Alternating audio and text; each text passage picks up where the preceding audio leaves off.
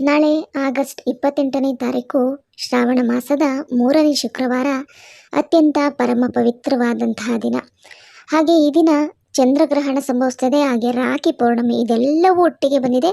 ಅತ್ಯಂತ ಶಕ್ತಿಯುತವಾದಂತಹ ದಿನ ಅಂತಲೇ ಹೇಳಲಾಗುತ್ತೆ. ಈ ದಿನ ನಿಮ್ಮ ಮನೆಯ ಅಕ್ಕಿ ಡಬ್ಬದಲ್ಲಿ ಚಿಕ್ಕ ಗಂಟನ್ನು ಬಚ್ಚಿಡಿ. ಯಾರೆಲ್ಲ ಹಣಕಾಸಿನ ಸಮಸ್ಯೆಗಳನ್ನು ಅನುಭವಿಸ್ತಾ ಇದ್ದೀರಾ, ಆಹಾರದ ಕೊರತೆಗಳನ್ನು ಅನುಭವಿಸ್ತಾ ಇದ್ದೀರಾ, ಧನಧಾನ್ಯಗಳ ಕೊರತೆಯಿಂದ ಸಾಕಷ್ಟು ನೊಂದಿದ್ದೀರಾ, ಅಂಥವರು ಈ ಪರಿಹಾರವನ್ನು ಮಾಡಿಕೊಂಡ್ರೆ ಸಕಲಾಭಿವೃದ್ಧಿ ಆಗುತ್ತೆ. ಧನಧಾನ್ಯದ ಕೊರತೆ ಜೀವನದಲ್ಲಿ ಬರೋದಿಲ್ಲ, ಎಲ್ಲದರಲ್ಲೂ ಏಳಿಗೆಯನ್ನು ಕಾಣ್ತೀರಾ, ಆರ್ಥಿಕವಾಗಿ ಸಮೃದ್ಧಿಯನ್ನು ಹೊಂದುತ್ತೀರಾ, ಮಾಡುವಂಥ ಎಲ್ಲ ಕಾರ್ಯದಲ್ಲೂ ಕೂಡ ಯಶಸ್ವಿಯನ್ನು ಸಾಧಿಸ್ತೀರಾ. ಅದರಲ್ಲೂ ಶ್ರಾವಣ ಶುಕ್ರವಾರ ಪರಮ ಪವಿತ್ರವಾದಂತಹ ದಿನ. ಶ್ರಾವಣ ಮಾಸ ಅಂದ್ರೇ ದೈವಿಕ ಮಾಸ, ದೇವಾನುದೇವತೆಗಳಿಗೆ ಅತ್ಯಂತ ಪ್ರೀತಿಕರವಾದಂಥ ಮಾಸ. ಅದರಲ್ಲೂ ಈ ಒಂದು ಪೌರ್ಣಮಿ, ರಾಖಿ ಪೌರ್ಣಮಿ ಏನಿದೆ ಸ್ನೇಹಿತರೆ, ಈ ಪೌರ್ಣಮಿ ಮಹಾಲಕ್ಷ್ಮಿಗೆ ಅತ್ಯಂತ ಪ್ರೀತಿಕರವಾದಂಥದ್ದು.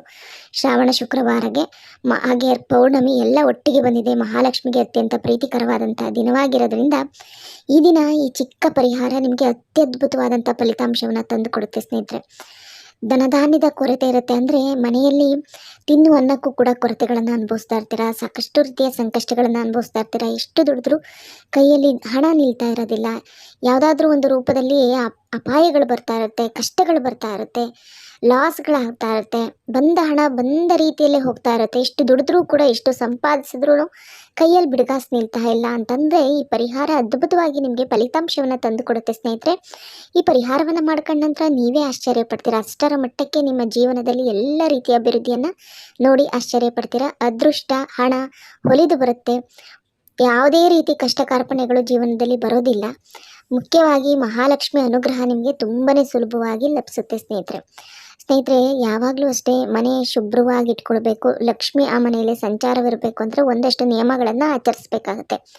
ಶುಕ್ರವಾರ ಶೀಘ್ರವಾಗಿ ಎದ್ದು ಅದರಲ್ಲೂ ಅಂಗಳವನ್ನೆಲ್ಲ ಶುಭ್ರಗೊಳಿಸ್ಕೊಂಡು ಸೂರ್ಯೋದಯಕ್ಕೆ ಮುನ್ನ ಮನೆಯ ಅಂಗಳದಲ್ಲಿ ರಂಗೋಲಿ, ಅರಿಶಿನ, ಕುಂಕುಮ ಕಂಗೊಳಿಸ್ತಾ ಇದ್ರೆ ಅಂಥ ಮನೆಗೆ ತಾಯಿ ಬರ್ತಾಳೆ, ಧಾವಿಸಿ ಬರ್ತಾಳೆ ಅಂತಲೇ ಹೇಳಲಾಗುತ್ತೆ. ಹಾಗಾಗಿ ಶೀಘ್ರವಾಗಿ ಎದ್ದು ಅಂಗಳವನ್ನೆಲ್ಲ ಶುಭ್ರಗೊಳಿಸ್ಕೊಳ್ಳಿ. ನೆಲವನ್ನೆಲ್ಲ ಶುಭ್ರಗೊಳಿಸ್ಕೊಂಡು ಕಸಗುಡಿಸಿ ನೆಲವರಿಸುವಂಥ ಸಂದರ್ಭದಲ್ಲಿ ಸ್ವಲ್ಪ ಅರಿಶಿಣ ಮತ್ತು ಸ್ವಲ್ಪ ಕಲ್ಲುಪ್ಪನ್ನು ನೆಲ ಒರೆಸುವಂಥ ನೀರಲ್ಲಿ ಹಾಕ್ಕೊಂಡು ಒರೆಸ್ಕೊಳ್ಳಿ. ಇದು ನಿಮ್ಮ ಮನೆಯಲ್ಲಿ ಇರುವಂಥ ನೆಗೆಟಿವಿಟಿಯನ್ನು ದೂರ ಮಾಡುತ್ತೆ. ಮನೆಗೆ ಯಾವುದೇ ರೀತಿ ಅಗೋಚರ ಶಕ್ತಿಗಳು, ಕಣ್ಣಿಗೆ ಕಾಣದಂತೆ ಶಕ್ತಿಗಳು ನಮ್ಮ ಜೊತೆಯಲ್ಲೇ ಬಂದುಬಿಟ್ಟಿರುತ್ತೆ. ಕೆಲವೊಮ್ಮೆ ನಾವೆಲ್ಲೋ ಹೋಗ್ಬಿಟ್ಟಿರ್ತೀವಿ, ಏನೋ ತುಣ್ಕೊಂಬಂದಿರ್ತೀವಿ, ಏನೋ ದಾಟ್ಕೊಂಬಂದಿರ್ತೀವಿ, ಅದು ನಮಗೆ ಗೊತ್ತಾಗೋದಿಲ್ಲ. ಸೀದಾ ಮನೆಗೆ ಬಂದುಬಿಟ್ಟಿರ್ತೀವಿ ಒಳಗಡೆ, ಅದು ನಮ್ಮ ಜೊತೆನೇ ಬಂದುಬಿಟ್ಟಿರುತ್ತೆ. ಅದು ನಮಗೆ ನಾನಾ ರೀತಿಯ ಕಷ್ಟಗಳನ್ನು ಕೊಡ್ತಾ ಹೋಗುತ್ತೆ. ಕೆಟ್ಟ ಕೆಟ್ಟ ಕನಸುಗಳು ಬರ್ತಾ ಇರುತ್ತೆ, ಅನಾರೋಗ್ಯ ಸಮಸ್ಯೆಗಳಾಗ್ತಾ ಇರುತ್ತೆ, ಕುಟುಂಬದಲ್ಲಿರುವಂತಹ ಸದಸ್ಯರಿಗೆಲ್ಲ ಸಮಸ್ಯೆಗಳಾಗ್ತಾ ಇರುತ್ತೆ, ಮಕ್ಕಳ ಮೇಲೆ ವ್ಯತಿರಿಕ್ತ ಪರಿಣಾಮಗಳು ಬೀರ್ತಾ ಇರುತ್ತೆ. ಈ ಥರದ್ದೆಲ್ಲ ಆಗ್ತಾ ಇರುತ್ತೆ. ಇವೆಲ್ಲವನ್ನು ನಿರ್ಮೂಲ ಮಾಡ್ಕೊಳ್ಬೇಕು ಅಂದರೆ ಮನೆಯಲ್ಲಿರುವಂಥ ನೆಗೆಟಿವಿಟಿಯನ್ನು ಹೊರಗಾಕಬೇಕು, ದಾರಿದ್ರ್ಯವನ್ನು ಹೊರಗಾಕಬೇಕು ಅಂದರೆ ಶುಕ್ರವಾರದ ದಿನ ಸ್ವಲ್ಪ ಕಲ್ಲುಪ್ಪು ಅರಿಶಿಣವನ್ನು ನೆಲ ಒರೆಸುವಂಥ ನೀರಿನಲ್ಲಿ ಹಾಕ್ಕೊಂಡು ನೆಲವನ್ನು ಒರೆಸ್ಕೊಂಡು ಆ ನೀರನ್ನು ಹೊರಗಡೆ ಚೆಲ್ಬಿಡಿ. ಈ ರೀತಿ ಮಾಡೋದ್ರಿಂದ ಖಂಡಿತ ಮನೆಯಲ್ಲಿರುವಂತಹ ದಾರಿದ್ರ್ಯಗಳು ನಿವಾರಣೆ ಆಗುತ್ತೆ, ಸಂಕಷ್ಟಗಳು ದೂರವಾಗುತ್ತೆ.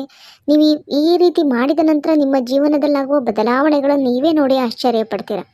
ಸ್ವಲ್ಪ ಸ್ವಲ್ಪ ನಿಮ್ಮ ಜೀವನದಲ್ಲಿ ಬದಲಾವಣೆಗಳಾಗುತ್ತೆ, ಸಂತೋಷಗಳು ಬರುತ್ತೆ, ಮನೆಯಲ್ಲಿ ಮಾನಸಿಕ ಖಿನ್ನತೆಗಳಾಗ್ತಿರುತ್ತೆ, ಅದೆಲ್ಲ ನಿವಾರಣೆ ಆಗಿಬಿಡುತ್ತೆ.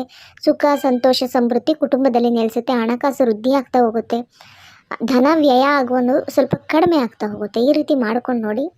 ಅನಂತರವಾಗಿ ಸ್ನೇಹಿತರೆ, ಸ್ನಾನವನ್ನು ಮಾಡುವಂಥ ಸಂದರ್ಭದಲ್ಲಿ ಸ್ನೇಹಿತರೆ ಈ ದಿನ ಸ್ವಲ್ಪ ಅರಿಶಿಣವನ್ನು ಲೇಪನ ಮಾಡಿಕೊಂಡು ಹೆಣ್ಮಕ್ಳು ಸ್ನಾನ ಮಾಡ್ಕೊಳ್ಬೇಕಾಗುತ್ತೆ. ಇಲ್ಲಾಂದರೆ ಸ್ನಾನದ ನೀರಿಗೆ ಸ್ವಲ್ಪ ಅರಿಶಿಣವನ್ನು ಹಾಕ್ಕೊಂಡು ಸ್ನಾನ ಮಾಡಿ. ಈ ರೀತಿ ಮಾಡೋದ್ರಿಂದ ಲಕ್ಷ್ಮಿ ಅಂತಹ ಹೆಣ್ಣು ಮಕ್ಕಳಿಗೆ ಲಕ್ಷ್ಮಿ ಕಳೆ ಬರುತ್ತೆ, ಲಕ್ಷ್ಮಿ ಅನುಗ್ರಹವಾಗುತ್ತೆ ಅಂತ ಹೇಳ್ತಾರೆ ಸ್ನೇಹಿತರೆ. ದೇಹದ ಮೇಲೆ ಶುಕ್ರವಾರದ ದಿನ ಅರಿಶಿಣವನ್ನು ಲೇಪನ ಮಾಡ್ಕೊಳ್ಳೋದು ಮಂಗಳಕರ. ಅರಿಶಿಣ ಮಂಗಳಕರವಾದಂಥದ್ದು, ಶುಭಪ್ರದಾಯಕವಾದಂಥದ್ದು, ಆರೋಗ್ಯ ವೃದ್ಧಿಗೆ ಎಷ್ಟು ಮುಖ್ಯವೋ ಅದೇ ರೀತಿ ನಮ್ಮ ದೇವಾನುದೇವತೆಗಳು ಕೂಡ ಅರಿಶಿಣ ಅತ್ಯಂತ ಪ್ರೀತಿಕರವಾದಂಥದ್ದು, ಪ್ರಧಾನವಾದಂಥದ್ದು. ಇದು ಕೂಡ ನಮ್ಮ ದೇಹದಲ್ಲಿ ಹೊಸ ಚೈತನ್ಯವನ್ನು ಉಂಟು ಮಾಡುತ್ತೆ, ಹಾಗೆ ಲಕ್ಷ್ಮಿ ಅನುಗ್ರಹವನ್ನು ತಂದುಕೊಡುತ್ತೆ. ಹಾಗಾಗಿ ಈ ಪ್ರಕಾರದಲ್ಲಿ ಮಾಡ್ಕೊಳ್ಬೇಕಾಗುತ್ತೆ ಸ್ನೇಹಿತರೆ. ಇನ್ನು ಸ್ನೇಹಿತರೆ, ಮನೆಯಲ್ಲಿರುವಂಥ ಧಾನ್ಯಗಳು ಯಾವಾಗಲೂ ಕೊರತೆಗಳು ಬರ್ತಾ ಇದೆ, ಎಷ್ಟು ದುಡಿದ್ರೂ ಕೈಯಲ್ಲಿ ನಿಲ್ತಾ ಇಲ್ಲ ಅಂತಂದರೆ ಒಂದಷ್ಟು ನಿಯಮಗಳನ್ನು ನೀವು ಅನುಸರಿಸಬೇಕಾಗತ್ತೆ. ಕಲ್ಲುಪ್ಪು ಇನ್ನೇನು ಖಾಲಿ ಆಗ್ತಾ ಬರ್ತಾ ಇದೆ ಅಂದಂಗೆ ನೀವು ಕಲ್ಲುಪ್ಪನ್ನು ತುಂಬ್ಕೊಳ್ಳಿ, ತೊಗೊಂಬಂದು ತುಂಬಿಟ್ಕೋಬೇಕಾಗುತ್ತೆ. ಅಕ್ಕಿನೂ ಅಷ್ಟೇ, ಫುಲ್ಲು ಖಾಲಿ ಡಬ್ಬ ಬಿಡಬಾರ್ದು. ಸ್ವಲ್ಪ ಇದೆ ಅನ್ನುವಾಗಲೇ ಮತ್ತೆ ಅಕ್ಕಿನ ಫಿಲ್ ಮಾಡ್ತಾ ಬರಬೇಕು. ರಾಗಿ ಹಿಟ್ಟಾದ್ರೂ ಅಷ್ಟೇ ಸ್ನೇಹಿತರೆ, ಅಕ್ಕಿ, ರಾಗಿ ಹಿಟ್ಟು, ಹಾಗೆ ಹುಣಸೆಹಣ್ಣು ಮತ್ತು ಮೆಣಸಿನಕಾಯಿ ಇದೆಲ್ಲ ಸ್ವಲ್ಪ ಮನೇಲಿ ಜಾಸ್ತಿ ಇದ್ದಷ್ಟು ಒಳ್ಳೆಯದು ಅಂತ ಹೇಳ್ತಾರೆ ಸ್ನೇಹಿತರೆ. ಒಟ್ಟು ಉಪ್ಪು, ಖಾರ ಇದೆಲ್ಲ ಕೂಡ ಕಡಿಮೆ ಆಗಬಾರ್ದು. ಹಾಗೆಯೇ ಸ್ನೇಹಿತರೆ, ಈ ದಿನ ಬೆಲ್ಲವನ್ನು ಖರೀದಿ ಮಾಡ್ಕೊಂಬಂದರೆ ಬಹಳ ಒಳಿತು ಸ್ನೇಹಿತರೆ. ಲಕ್ಷ್ಮೀ ದೇವಿಗೆ ಬೆಲ್ಲವನ್ನು ಖರೀದಿ ಮಾಡ್ಕೊಂಬಂದು ಆ ತಾಯಿಗೆ ನೈವೇದ್ಯವಾಗಿ ಬೆಲ್ಲವನ್ನು ಸಮರ್ಪಣೆ ಮಾಡಿದರೂ ಕೂಡ ಆ ತಾಯಿ ಸಂತುಷ್ಟಳಾಗ್ತಾಳೆ ಅಂತಲೇ ಹೇಳಲಾಗುತ್ತೆ ಸ್ನೇಹಿತರೆ. ಹಾಗೆ ಸ್ನೇಹಿತರೆ, ಈ ಅಕ್ಕಿ ಡಬ್ಬದಲ್ಲಿ ಯಾವ ವಸ್ತುವನ್ನು ಬಚ್ಚಿಡಬೇಕು ಅನ್ನೋದನ್ನು ತಿಳಿಸ್ಕೊಡ್ತೀನಿ ಸ್ನೇಹಿತರೆ. ಈ ದಿನ ಸ್ನಾನಾದಿಗಳನ್ನು ಮುಗಿಸ್ಕೊಂಡು ಮಡಿ ವಸ್ತ್ರವನ್ನು ಧರಿಸ್ಕೊಂಡು ದೀಪಾರಾಧನೆ ಮಾಡ್ಕೊಳ್ಳಿ ಸ್ನೇಹಿತರೆ. ಈ ದಿನ ಶುಕ್ರವಾರ, ಅದರಲ್ಲೂ ತುಪ್ಪದ ದೀಪಾರಾಧನೆ ಮಾಡಿಕೊಂಡು ದೀಪದಲ್ಲಿ 2 ಏಲಕ್ಕಿಯನ್ನು ಹಾಕ್ಕೊಂಡು ದೀಪಾರಾಧನೆ ಮಾಡಿಕೊಂಡ್ರಿ ಅಂದರೆ ಧನಧಾನ್ಯ ಸಂಪತ್ತು ಸಮೃದ್ಧಿ ಆಗುತ್ತೆ. ಹಣಕಾಸಿಗೆ ತೀವ್ರವಾಗಿ ಸಮಸ್ಯೆಗಳು ಬರ್ತಾ ಇದೆ, ಹಣಕಾಸು ವೃದ್ಧಿ ಆಗ್ತಿಲ್ಲ ಅಂದರೆ ದೀಪದಲ್ಲಿ 2 ಲವಂಗವನ್ನು ಹಾಕ್ಕೊಂಡು ಮಾಡ್ಕೊಳ್ಳಿ, ದೀಪಾರಾಧನೆ ಮಾಡ್ಕೊಳ್ಳಿ. ಇದು ಕೂಡ ನಿಮ್ಮ ಧನಧಾನ್ಯ ಸಂಪತ್ತನ್ನು ವೃದ್ಧಿಸುತ್ತೆ, ಹಣಕಾಸಿಗೆ ಬಂದಿರುವಂಥ ಕಣ್ದೃಷ್ಟಿ ನರದೃಷ್ಟಿಗಳನ್ನು ಹೋಗಲಾಡಿಸುತ್ತೆ. ಈ ಏಲಕ್ಕಿ ಲವಂಗದ ಸುವಾಸನೆ ಅಂದರೆ ಮಹಾಲಕ್ಷ್ಮಿಗೆ ಅತ್ಯಂತ ಪ್ರೀತಿಕರ. ಅದರ ಸುವಾಸನೆಗೆ ಆ ತಾಯಿ ಒಲಿದು ಬರ್ತಾಳೆ ಅಂತಲೇ ಹೇಳಲಾಗುತ್ತೆ ಸ್ನೇಹಿತರೆ. ಹಾಗೆ ಸ್ನೇಹಿತರೆ, ಈ ದಿನ ಒಂದು ಚಿಕ್ಕದಾದಂಥ ಒಂದು ಹಳದಿ ಬಣ್ಣದ ಬಟ್ಟೆಯನ್ನು ತೆಗೆದುಕೊಳ್ಳಿ. ಹಳದಿ ಬಣ್ಣದ ಬಟ್ಟೆಯನ್ನು ತೆಗೆದುಕೊಂಡು ಸ್ನೇಹಿತರೆ, ಆ ಬಟ್ಟೆಯಲ್ಲಿ ಸ್ನೇಹಿತರೆ ನೀವು 2 ಏಲಕ್ಕಿ ಹಾಗೆ 2 ಬಟ್ಟಲು ಅಡಿಕೆ ಹಾಗೆ 2 ರು ನಾಣ್ಯ, 2 ಏಲಕ್ಕಿ, 2 ಬಟ್ಟಲು ಅಡಿಕೆ ಹಾಗೆ 2 ರು ನಾಣ್ಯ ಇಷ್ಟು ಮಾತ್ರ ಬೇಕಾಗುತ್ತೆ ಸ್ನೇಹಿತರೆ. 2 ಏಲಕ್ಕಿಯನ್ನು ತೆಗೆದುಕೊಳ್ಳಿ, 2 ಬಟ್ಟಲು ಅಡಿಕೆ ಹಾಗೆ 2 ರು ನಾಣ್ಯ ಇಷ್ಟನ್ನು ತೆಗೆದುಕೊಂಡು ಅದನ್ನು ನೀವು ಹಳದಿ ಬಣ್ಣದ ಬಟ್ಟೆಯಲ್ಲಿಟ್ಟು ಸ್ವಲ್ಪ ಅರಿಶಿನ ಕುಂಕುಮ ಹಾಗೆ ಸ್ವಲ್ಪ ಅಕ್ಷತೆಯನ್ನು ಹಾಕಿ ಅದನ್ನು ಅವಕ್ಕೆ ನಮಸ್ಕರಿಸ್ಕೊಂಡು ಒಂದು ಗಂಟನ್ನಾಗಿ ಕಟ್ಟಿ, ಅನಂತರವಾಗಿ ಸ್ನೇಹಿತರೆ ಆ ಗಂಟನ್ನು ಲಕ್ಷ್ಮೀದೇವಿ ಫೋಟೋ ಮುಂದೆ ಇಟ್ಟು, ನಮ್ಮ ಮನೆಯಲ್ಲಿ ಯಾವತ್ತೂ ಕೂಡ ಧನಧಾನ್ಯ ಸಮಸ್ಯೆ ಬರಬಾರ್ದು, ಹಣಕಾಸು ವೃದ್ಧಿ ಆಗಬೇಕು, ಸದಾಕಾಲ ನಮ್ಮ ಮನೆಯಲ್ಲಿ ನೀನು ನೆಲೆಯೂರು ತಾಯಿ, ನಮಗೆ ಯಾವುದೇ ರೀತಿ ಸಮಸ್ಯೆಗಳನ್ನ ಕೊಡಬೇಡ, ಆಹಾರ ಪದಾರ್ಥಗಳ ಸಮಸ್ಯೆಗಳನ್ನ ಕೊಡಬೇಡ, ಸಮೃದ್ಧವಾಗಿ ನಮ್ಮ ಮನೆಯಲ್ಲಿ ನೆಲೆಯೂರು ತಾಯಿ ಅಂತೇಳಿ ಇದನ್ನು ನೀವು ಅಕ್ಕಿ ಡಬ್ಬದಲ್ಲಿ ಇಡಬೇಕಾಗುತ್ತೆ. ಇದನ್ನು ಬೆಳಗ್ಗೆ ಪೂಜೆ ಮಾಡ್ಕೊಳ್ಳಿ, ಇಲ್ಲ ಸಾಯಂಕಾಲ ಗೋಧೂಳಿ ಸಮಯದಲ್ಲಿ ಪೂಜೆ ಮಾಡ್ಕೊಳ್ಳಿ. ನೀವು ಆಮೇಲೆ ಪೂಜೆ ಎಲ್ಲ ಆದ ನಂತರ ಅದು 1 ಅವರ್ ಬಿಟ್ಬಿಟ್ಟು ಆಮೇಲೆ ನಿಮ್ಮ ಅಕ್ಕಿ ಡಬ್ಬದಲ್ಲಿ ಇಟ್ಕೊಳ್ಳಿ. ನೀವು ಯಾವ ಸಮಯದಲ್ಲಾದ್ರೂ ಇಟ್ಕೊಳ್ಬೋದು, ರಾತ್ರಿ ಒಳಗಡೆ ಇಟ್ಕೊಳ್ಳಿ ಅಷ್ಟೇ ಸ್ನೇಹಿತರೆ. ಈ ರೀತಿ ಮಾಡಿಕೊಂಡ್ರೆ ಖಂಡಿತ ಒಳಿತಾಗುತ್ತೆ ಸ್ನೇಹಿತರೆ. ಆ ತಾಯಿ ಸದಾಕಾಲ ನೆಲೆಯೂರ್ತಾಳೆ. ಸಂಕಲ್ಪಪೂರ್ವಕವಾಗಿ ಮಾಡ್ಕೊಳ್ಳಿ. ನೀವೇನಾದರೂ ಯಾವುದಾದ್ರೂ ಕಾರ್ಯತಂತ್ರವನ್ನು ಮಾಡ್ತಾ ಇದ್ದೀರಂದರೆ ಸಂಕಲ್ಪವಾಗಿ ಮಾಡ್ಕೊಳ್ಳಿ.